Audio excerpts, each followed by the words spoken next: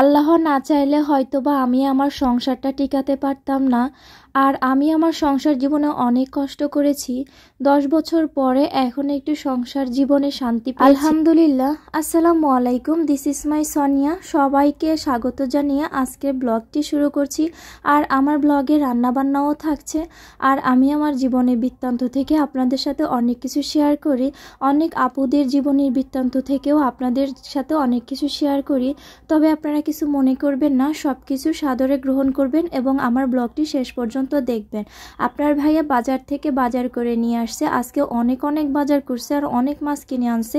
এত বাজার মূলত আমার বাসায় বেশি একটা করা হয় না।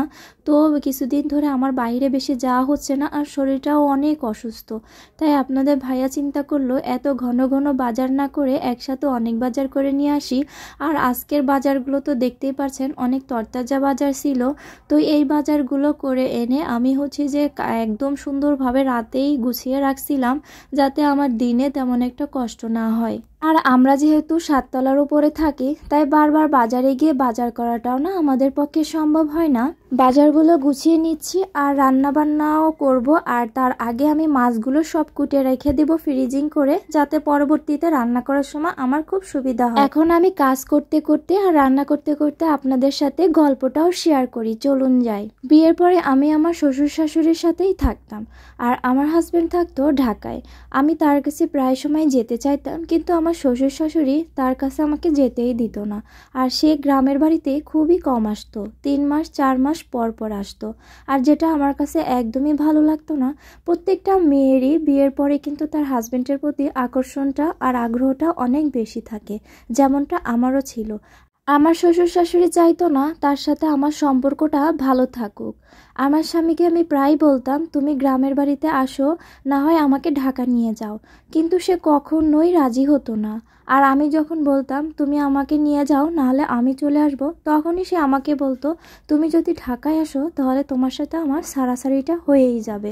আমার প্রথম বাচ্চাটা কনসেপ্ট করার পরে আমার স্বামী শ্বশুর শাশুড়ির অত্যাচার সহ্য করতে না পেরে আমি আমার বাবার বাড়িতে চলে আসি। আর আমি আমার বাবার বাড়িতে চলে আসার পরে আমার স্বামী আমার সাথে তেমন একটা কথাই বলে না।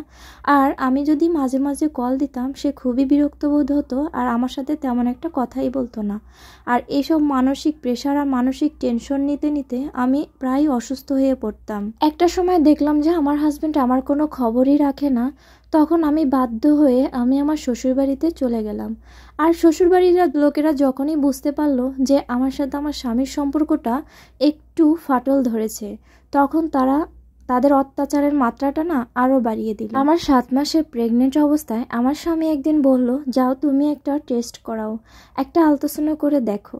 তো আমিও তার কথা মতো ডক্টরের কাছে গিয়েছিলাম। গিয়ে তারপরে আমি আলট্রাসাউন্ড করে যখন সবাইকে বললাম যে আমার ছেলে হবে, তখন অনেক খুশি সবাই। আর আমি তখন চিন্তা করলাম, যদি আমার মেয়ে হওয়ার কথা শুনতো তাহলে হয়তোবা তেমন কেউ খুশি হতো না। আমার স্বামী তখন বলল, পুষ্টিকর খাবার খাও। তার আগ পর্যন্ত কেউ আমার দিক তেমন কোনো খেয়ালই রাখেনি। আমার শ্বশুর শাশুড়ি প্রায় বলে যে তুমি পুষ্টিকর খাবার খাও, কিন্তু প্রায় এই কথাটা বললেও কেউ কখনো পুষ্টিকর খাবারের ব্যবস্থাটা আমাকে আর করে দেয়নি। তো আমার শাশুড়ি তখন বলল, যাও এখন বাবার বাড়িতে যাও। যখন আমার 8 থেকে 9 মাসের কাছাকাছি, তখন আমি আমার বাবার বাড়ি চলে যাই। আমি প্রেগনেন্ট থাকা অবস্থায় আমার স্বামী একবারের জন্য 7-8 মাসের মধ্যে আমাকে দেখতে আসেনি, কি আমার কখনো কোনো খবর রাখেনি। মাঝে মধ্যে আমি জোরপূর্বক তার সাথে কথা বলেছি এইমাত্র। তারপরও অনেক কান্নাকাটি করতাম, বিছানা ভিজে যেত আমার কান্নায়। আমার শ্বশুর শাশুড়ি তো আমার যত্ন নিতই না, সারা দিন রাত 24 ঘন্টা। ছেলের কানে আমার বদনাম না বলতে পারলে ভালোই লাগতো না। ওই যে স্বামী যদি সম্মান না করে, তাহলে শ্বশুরবাড়ির কেউ আপনাকে সম্মান করবে না। সারা দিন রাত 24 ঘন্টা শ্বশুর শাশুড়ির সেবা যত্ন আর তাদের সব কাজ আমি নিজের হাতে করেও কখনোই তাদের মন পাইনি। এমনকি আমার স্বামীর কাছেও আমি কখনো ভালো হতে পারিনি। কেন জানেন? আমার স্বামী তো কখনো সামনে থেকে আমাকে কখনো দেখেনি আমি তাদের জন্য কি করি। আর সে কখনোই আমাকে ওইভাবে সময় দেয়নি, তার কাছেও আমাকে নিয়ে আসেনি, সব সময় ভুল বোঝানোর ভিতরে রেখেছে। কিন্তু সবচাইতে খুশির খবর কি জানেন? প্রায় 10 বছর পরে আমার স্বামীর চোখটা খুলে গিয়েছে। হয়তোবা আল্লাহর তরফ থেকেই তার চোখটা খুলে দিয়েছে যে তার বাবা মা কি কত বড় অন্যায় করেছে আমার সাথে। আর তার কাছে সব সময় মিথ্যা কথা বলতে বলতে তার কানটা পিষিয়ে দিয়েছে আমার সম্পর্কে। আর আমাদের মাঝখানে অনেক বাধা বিপত্তির পরে আমরা সংসারটা টিকিয়ে রাখার চেষ্টা করেছি। আসলে আমাকে সংসার জীবনে অনেক স্যাক্রিফাইস করতে হয়েছে, নাহলে আজকে আমি এত সুন্দর একটা সংসার পেতাম না। আল্লাহ তাআলা আমার উপরে অনেক সন্তুষ্ট হয়তোবা, সেই জন্য এত সুন্দর একটা সংসার আমাকে উপহার দিয়েছেন আবার নতুন করে। সবাই আমার পরিবারের জন্য আমার জন্য অনেক অনেক বেশি বেশি দোয়া করবেন। আর আমার ভিডিও ভালো লাগলে লাইক কমেন্ট শেয়ার করে আর একটা সাবস্ক্রাইব করে আমার পাশে থাকবেন। আল্লাহ হাফেজ।